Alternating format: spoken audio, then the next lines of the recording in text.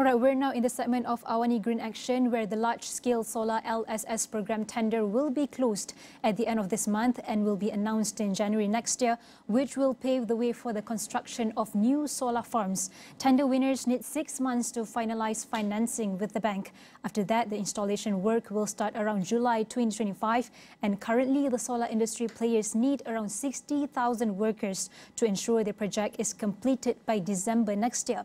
So what are the major challenges faced by the solar industry in this context, and what are the current challenges or limitations in Malaysia's clean energy infrastructure that need to be addressed to fully harness its potential? So to help us understand this situation, ready with us in the studio right now is Koh Chuan Zhen, the Group Chief Executive Officer and co-founder of Plus Energy.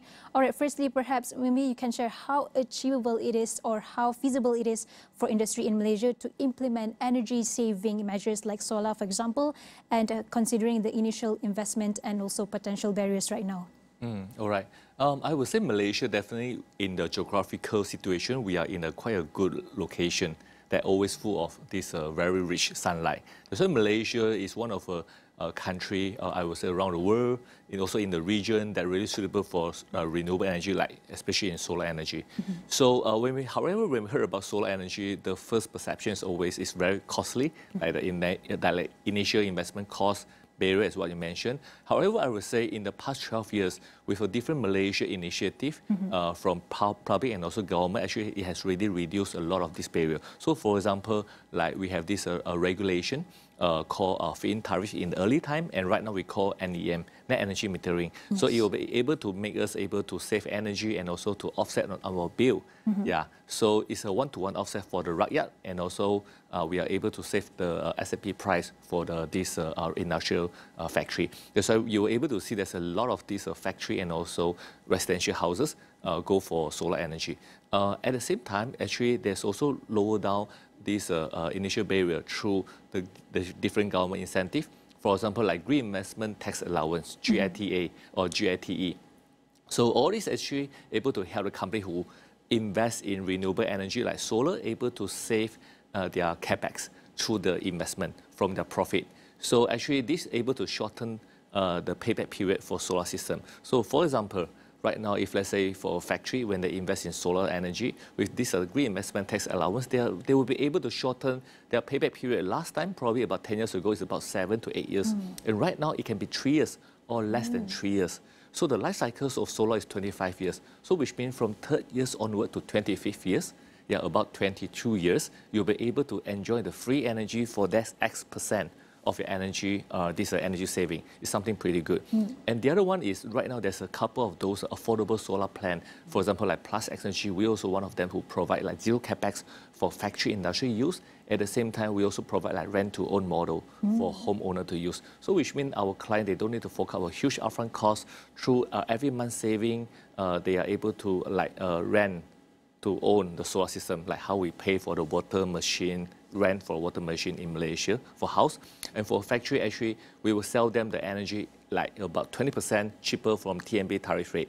So which means they were able to enjoy cleaner energy and also a cheaper energy. And at the same time, they were able to get the renewable energy credit for their company to offset their CO2 emission. Last but not least, I would say there's a lot of banks who provide a very affordable financing solution to make solar really affordable in the market today. So this is all the different initiatives, I would say in the past 12 years, collectively from government side or from private side, that how we try to reduce the solar energy, the very huge initial capex, to a much more affordable clean energy today. But during the introduction earlier, it said that LS5 tender closing soon and new solar farms being introduced. So what challenges does the solar industry they will face in securing a large workforce by December 2025? Yeah, I would say it's always make us very excited when there's a huge project coming, especially when there's about 60,000 workers needed. But actually not in just a solar, it's just for all renewable energy. Yeah, honestly. correct. So how is it possible? Yeah, so I would say it's always possible because Malaysia, since this SEDA and also in RE Act, which happened by this year 2012, Malaysia already has a lot of these baby steps going through the different growing stage. in biomass, biogas, and also solar energy, or even though for hydropower plants. So I would say along the year, basically industry, we have enough experience, let's say the expert, for like example like engineers who train to design and also to install solar system, and also we have enough skilled labor, who have this knowledge to do installation on the solar system side, and also as well as wiremen, competent engineers. We could start from solar and also the different renewable energy. So, and also there's a lot of different institutions like polytechnic or let's say university. Actually, in the past 5 years, a lot of that actually they really focus into this skill and also the knowledge in renewable energy sectors. So with the industrial growth and also the private company like us, actually we need a lot of these knowledgeable students, or let's say the graduate or the trained these workers from polytechnic for us to bring them to this actual working environment. However, the real training for them is always at the workplace. On-job training is always the most difficult one. So I would say, with this fundamental in the past, probably if let's say there's a lot of like large-scale solar farm, for example, is coming, but at least let's say if we have like 30 to 40% of a skilled labor there, with the job opportunity created, we will be able to use this pioneer team to train more people to pick it up, because all this skill, right, actually is not rocket science. So besides skill, it also comes with a very good project management. So those skill set in terms of managed project, in terms of providing the finance from banking side, in terms of installation, troubleshooting, I think we have this confidence that able to catch up this huge demand. Talking about demand and supply, the demand is constantly increasing. Yes. Meanwhile, the supply is, I would say, very worrying, I would say. So how about Plus Energy? Do you have the same, do you face a similar problem as well? So I would say this demand supply definitely is coming huge. That's why we have a lot of this initiative that what we are doing. So first of all, like internal training for our people. Like say we have 4 different officers across the whole Malaysia, from Penang, Ipoh, Johor, and KL. How we get a different skill engineers and also technicians able to share their knowledge together is very important. Secondly, the industry conference is also very important. There's a lot of different, I would say, the local institution, they will come out training, come from state government, from polytechnic, and also from university. Actually, for all this training, actually, it will be able to help to enhance the knowledge from our people. At the same time, a lot of this academy and also university, they need the industrial experts input as well. So at the same time, me, myself, is also an industry advisory panel, which we will I also involved in some of these university, for example, like MMU or Xiamen, Malaysia campus, to give them some of a syllabus enhancement and how can they tune the syllabus content more able to bridge and also to link with the industrial demand. So I would say this is all the different collective effort that we all have to do, and definitely it will take years to build all this for the huge surge demand on it.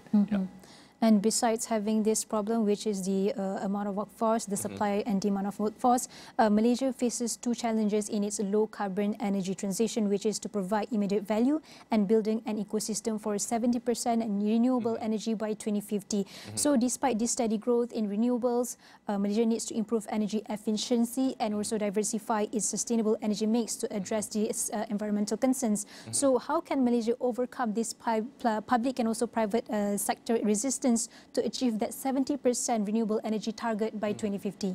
To be frank, this 70% of a renewable energy target by 2050 is a huge, amazing goal that is big enough for everyone to feel excited, at the same time also a bit afraid. How can we achieve that?